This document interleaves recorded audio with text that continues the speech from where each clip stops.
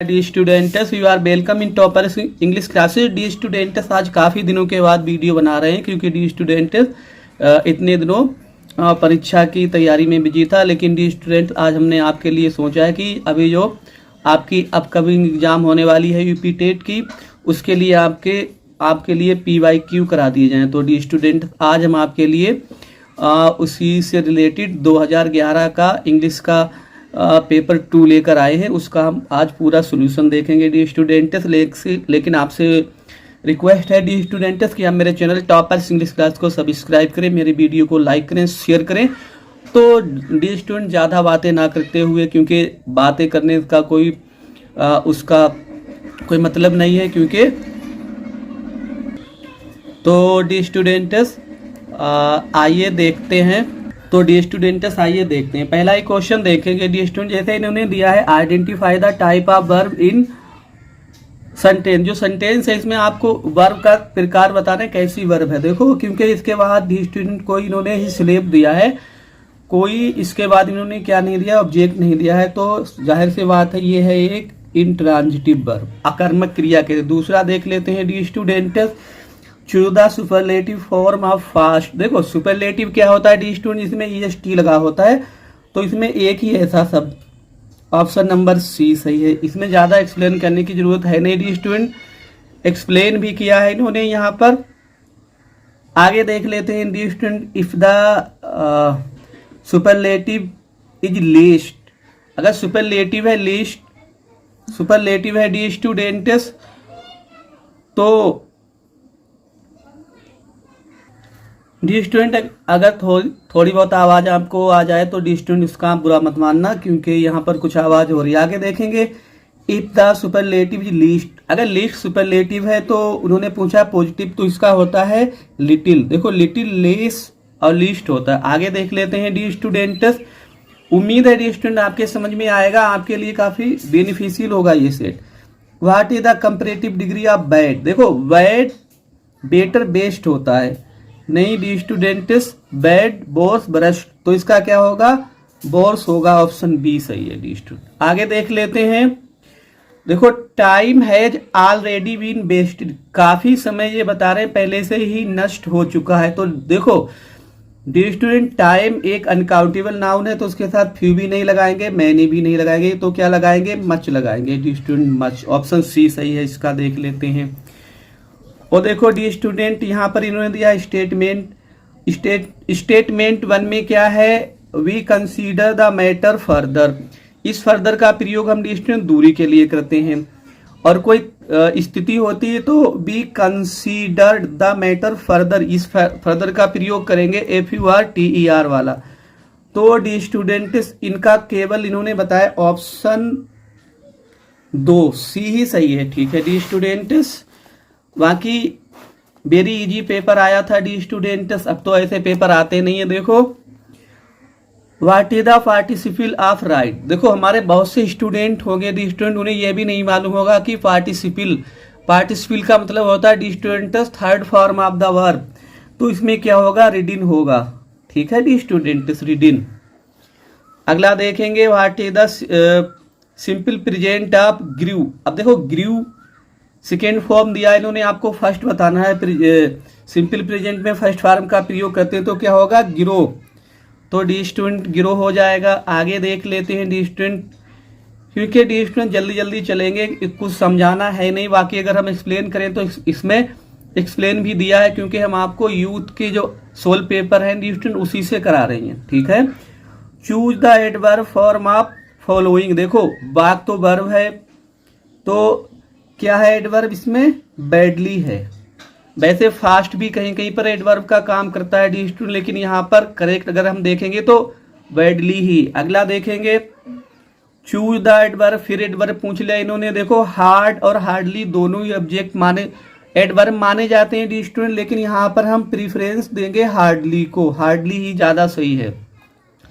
अगर हार्डली ना होता डी स्टूडेंट तो यहाँ पर हम हार्ड को भी एडवर्ब मान सकते थे। आगे देखेंगे, choose the word that is spelled correctly, तो परफाइडी है, ठीक है, इसका मतलब होता है दगाबाजी, धोखेबाजी। बाकी वे तीनों गलत हैं, ठीक है डी स्टूडेंट। देखो इन्होंने दिखाए भी हैं, देखो डिफाइन का ऐसे होगा DEFINE होगा, मैम का MAIM होगा, और इनग्रेस नहीं होता, डिसग्रेस होता है। आगे देखेंगे dear students, this movie is dash than the last one. देखो जब देन इन्होंने लगाया डी स्टूडेंट, तो देन कहाँ पर लगता है, देन लगता है CD में, कंपैरेटिव डिग्री में, तो बेटर लगाएंगे, बेटर। ठीक है डी स्टूडेंट्स।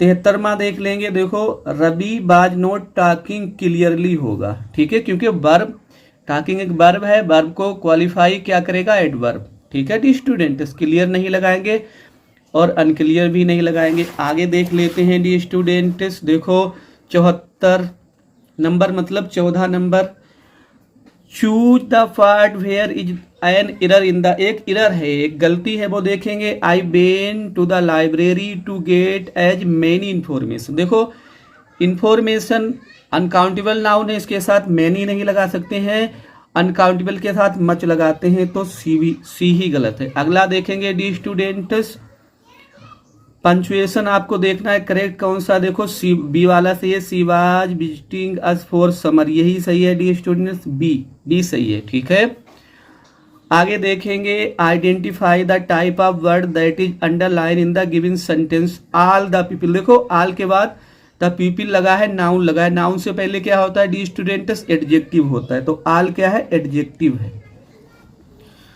आगे देख लेंगे dear student, it is share rubbish, ये कोरी बकवास है। ठीक है, तो शेयर क्या है, रबिश नाउन है, नाउन को क्वालिफाई करता है एडजेक्टिव, तो सी एक एडजेक्टिव है, यहाँ पर शेयर एडजेक्टिव है, सॉरी डी स्टूडेंट्स। आगे देख लेते हैं, choose the singular form of the given word gulf. Gulf क्या होगा, gulf.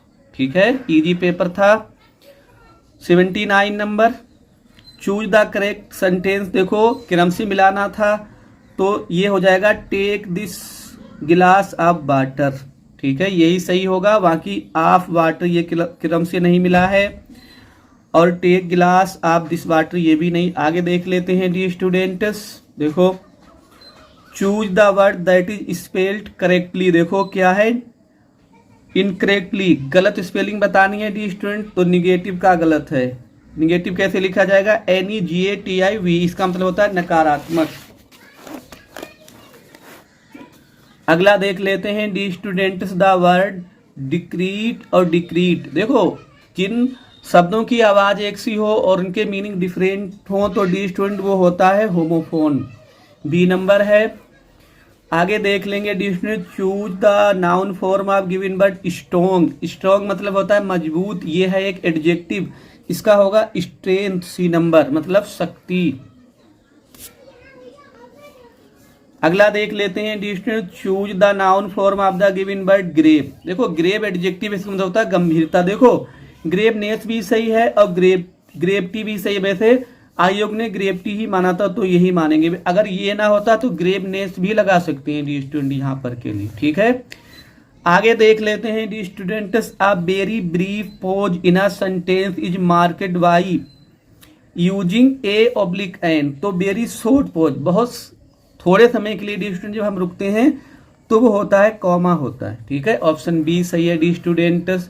85 number, in the given sentence identify the जीरेंड। देखो जीरेंड क्या होता है, क्रिया की फर्स्ट फॉर्म में आईएनजी जोड़ने से ये बनता है, और ये एक नाउन का काम करता है, क्योंकि और सब्जेक्ट के जगह पर केवल नाउन ही हो सकता है, तो इसमें जॉगिंग है, jogging is a good exercise, तो जॉगिंग, जॉगिंग मतलब होता है धीरे धीरे दौड़ना। अगला देखेंगे dear student 86, choose the sentence where comma is placed correctly. देखो इसमें यस के बाद होना चाहिए था, इसमें नो के बाद, इसमें यही सही है सी, इसमें बेल के बाद कॉमा लगा है। ठीक है डी स्टूडेंट्स। 87 नंबर देखेंगे, choose the option which gives the correct abbreviation. देखो अगर जनवरी लिखना था तो JAN होना था, ये भी गलत है। लक्ष्मी पेपर कंपनी CO होना चाहिए, गलत है। सैटरडे भी नहीं सही है, तो नॉर्थ स्ट्रीट सही लिखा है डी स्टूडेंट, यही सही है। आगे देख लेंगे, चूज द करेक्ट स्पेलिंग, बहुत ही इंपॉर्टेंट स्पेलिंग है डी स्टूडेंट, कैलेंडर। तो कैलेंडर की स्पेलिंग होती है CALENDAR। ठीक है, काफी इंपॉर्टेंट स्पेलिंग है। आगे देखेंगे dear student, choose the correct spelling. ये होता है प्रिविलेज, सी वाला सही है प्रिविलेज की स्पेलिंग। इसके मतलब होता है डी स्टूडेंट विशेषाधिकार, विशेष अधिकार। बहुत ही कम समय में हमने आपको कराया, इसलिए डी स्टूडेंट कि आपका समय नष्ट, अधिक समय वेस्ट ना हो, क्योंकि समय की कमी है। लास्ट देख लेते हैं, what is the phrase cream of crop. इसका मतलब आपको बताना है, इसका मतलब होता है सर्वश्रेष्ठ समूह, द बेस्ट ऑफ ग्रुप। ठीक है डी स्टूडेंट, तो अभी हमने 2011 का जो पेपर सेकेंड था डी स्टूडेंट्स इंग्लिश विषय का यूपी टेट का, उसका सोल्यूशन हमने आपको कराया है। और आपको कमेंट बॉक्स में हमें बताना है कि आपने 30 में से आपने कितने अटेम्प्ट किए, आपके कितने नंबर आए हैं। लेकिन आपसे रिक्वेस्ट है डी स्टूडेंट्स कि आप मेरे चैनल टॉपर्स इंग्लिश क्लास को सब्सक्राइब करें, क्योंकि 2011 से लेकर अभी तक के जितने भी यूपी टेट की परीक्षाएं हुई हैं, एग्जाम हुए, उन सबका सोल्यूशन इसी चैनल पर कराया जाएगा। डी स्टूडेंट्स आपसे रिक्वेस्ट है कि आप मेरे चैनल टॉपर्स इंग्लिश क्लास को सब्सक्राइब करें, मेरे वीडियो को लाइक करें, शेयर करें। Thank for watching the video.